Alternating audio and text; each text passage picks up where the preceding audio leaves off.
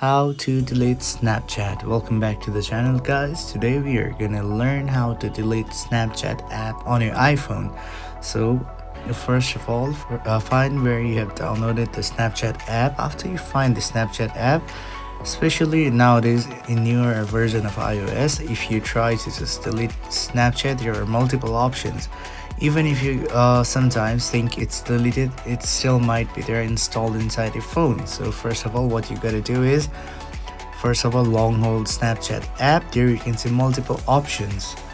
After you see multiple options, you can go ahead and press on the option with the color red on it, which says remove app. After you press it, there are two options. If you try to remove it from the home screen, it only removes the app from the home screen, as I said earlier, but the app is still there inside your phone.